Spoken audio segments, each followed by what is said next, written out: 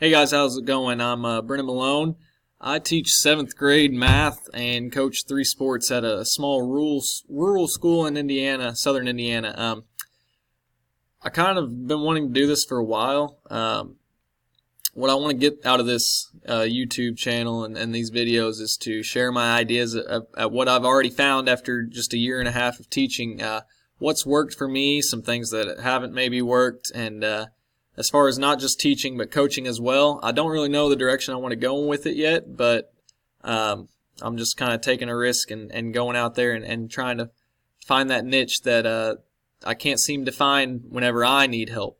I look for videos on teaching and coaching, and sometimes it's not always available and readily available to the public. So hopefully I can kind of add to that.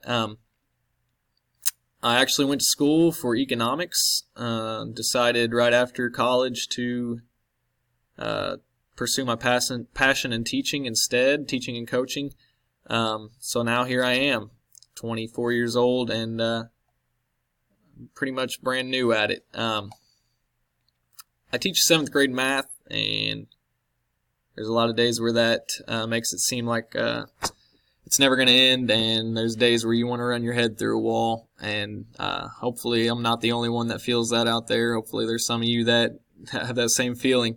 What I want to get out of this, the reason I want to start this, is so that there may be fewer days where you want to run your head through a wall. But we know that there's no way to get rid of all those days.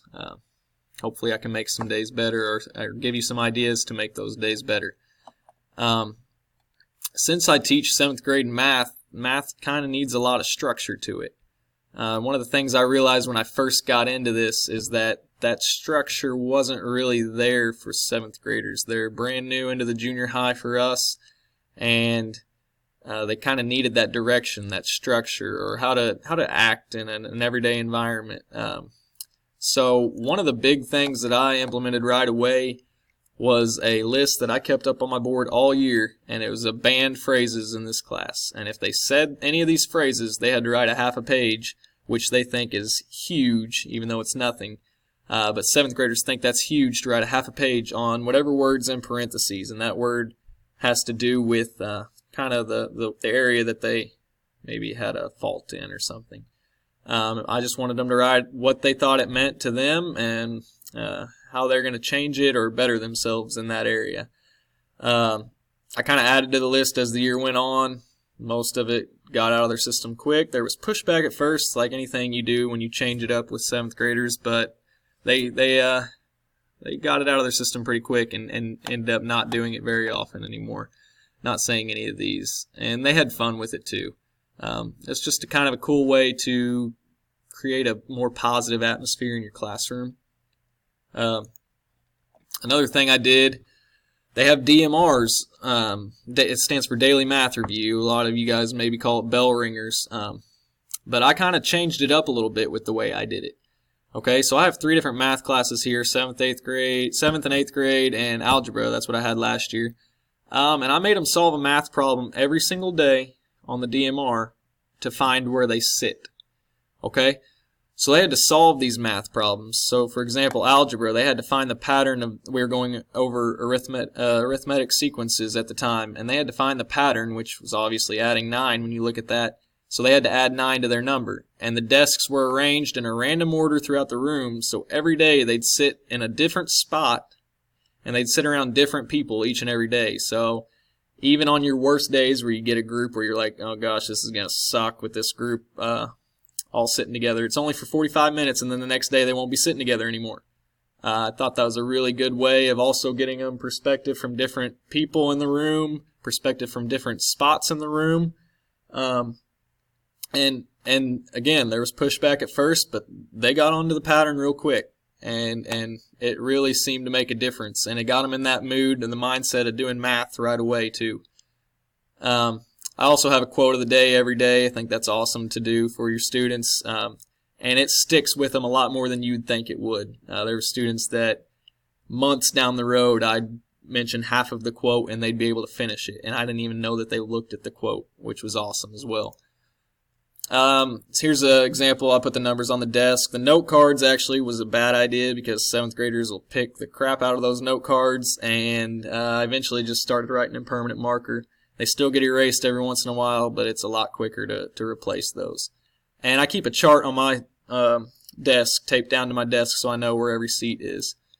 I also put red lines through each aisle so that the desks don't move. They're not allowed to leave their lane. I tell them stay in their lane, okay? That just helps, again, with the structure of the classroom and just helps kind of feed a little discipline to them without them actually knowing they're getting that discipline. This year I started something new, a little commitment of the week, and since I expect them to have a commitment of the week, I also make myself give a commitment of the week. Okay, so this week we're going over a big test, so they need to put their best effort on their test, and then I have to put my best effort to prepare them for the test. That was sort of our commitment to each other. And a lot of these things, it's self-implemented. They choose these things. So this is an example right here. The class rules and expectations. I literally just put a Google Doc or whatever, and had them vote on what class rules and expectations they wanted to see the most. And then I put it in order from top to bottom. Okay, so number 1 was voted on by the most students, and then it went down from there. And they came up with the rules to begin with as well. I also like to have a little fun in the class. I want it to be relaxing, and I want them to enjoy being here. I don't want them to dread it every day. That can kind of get tedious and repetitive, and hopefully I can keep a little bit of spice in the room as well. One of the things was found a couch, and I actually got this couch for free. I was moving my girlfriend out of her apartment in Bloomington, Indiana, and there were couches that this apartment complex had just gotten rid of, and they just threw them all in the dumpster. So there was like 10 or 20 couches in there, and I literally got out there in the middle of the night, went dumpster diving, got a couch, and brought it to my classroom. And they love it. Every day, one student gets to sit on the couch in every class. And the way I choose it is something as simple as a random name generator where you spin a wheel and they eat this up. They sit there and watch this wheel churn, and they're just hoping their name comes up so that they can sit in the couch or on the couch. So it lands on one of them. They all go nuts. They all get mad. That person's excited. And I never delete them from the list. So there's been kids that got it like 4 days in a row, and they go nuts whenever that happens. And it's just something fun at the very beginning of class. Real simple, real easy to do. And I think it makes a big difference for the rest of the day. They also got into this habit of praying to the couch gods. They call them the couch gods. And it all started because one day there's a kid asked if they could sit on the couch that day. And I said, well, if the couch gods approve of it, then yeah, you can. And that kid's name actually ended up getting landed on the wheel, which was awesome.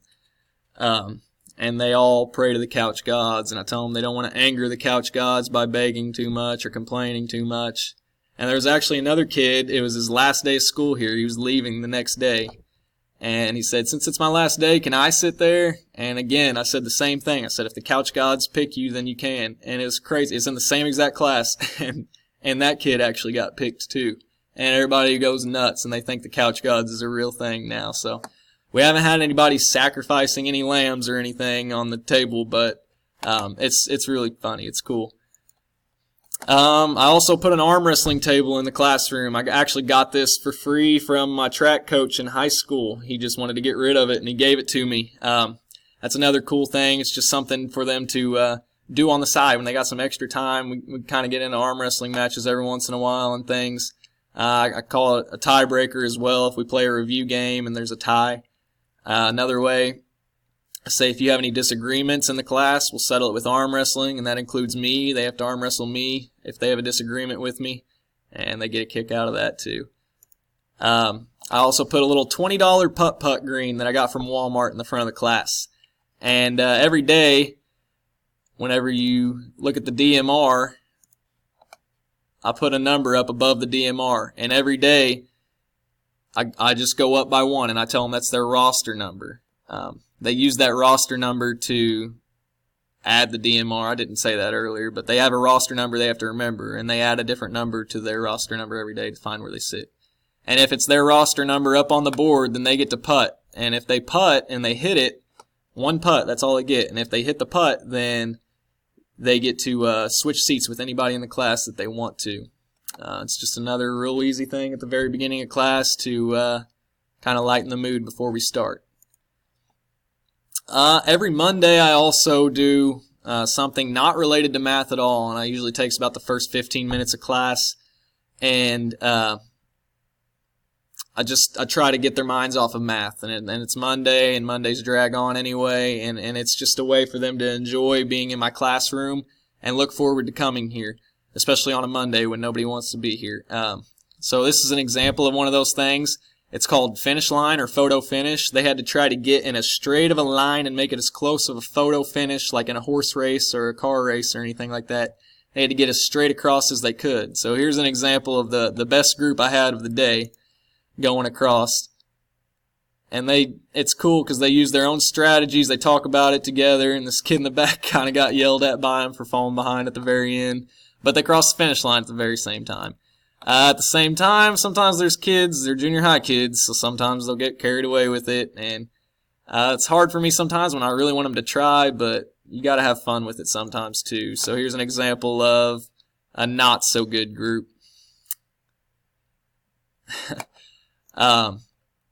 Here's another example of something. You can kind of barely see it on the projector. I actually did this today in class. I had every other student get a piece of paper, turn away from the projector, and then the student behind them had to describe to them how to draw the image on the board. And they had 5 minutes, and it helps with it. All my activities I try to build some kind of skill that they're going to use later in life or even in math in general. So this is more like a communication and following instructions skill. The person had to be able to communicate what they wanted the drawer to do, and the drawer had to be able to follow instructions, which I think is very important. And it's something that they don't even realize that they're getting these characteristics built into the activity, and they think it's just fun, which it is, but at the same time they're getting that extra little work in these characteristics. So here's an example, or here's them all explaining how to draw the thing. They're all facing away from each other, or facing away from the projector, and then these guys are explaining to them how to draw it. Here's some examples that were pretty dang good I pulled from class today. I mean, that is actually really impressive for not being able to see the image, that right there. And then this one was also pretty good. If it'll load here. There we go. And again, it's just something simple that makes a huge difference, and they look forward every Monday. They come in, what's our activity for the day? Well, today I told them we had to get through our lesson first, or we weren't going to do the activity. And I helped them get through it to the point where they could do the activity, and they love it. Another thing I've been doing this year is we use Google Classroom. I've been posting assignments, so every once in a while their homework assignment will literally just be to watch me do one of these recordings like I'm doing right now, where I reteach the lesson, and they just watch. They watch me reteach the lesson. They just review. They have to turn it in, and I give them a homework grade for just literally watching a video and turning it in. It's a way for them to kind of hear it twice, or if they didn't pick up on something in class, it's a way to get that extra work in. Or if they were being bothered by somebody else, then they don't really have an excuse that so-and-so is bothering me anymore, because they can also watch it online. And I do it for every single lesson, at least one video per lesson. So here's an example.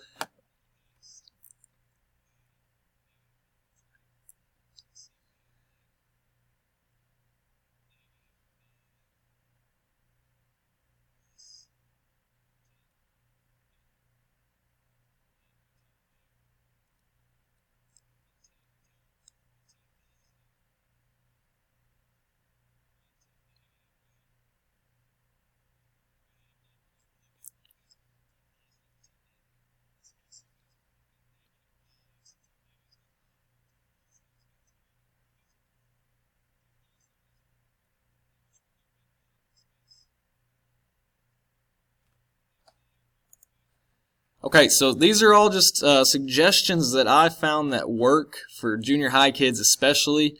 Again, this is just teaching. I hope to do some coaching videos as well. I appreciate you tuning in and watching this. Hopefully you pulled something from this, because that's really what I want. I just want to share as much as I can.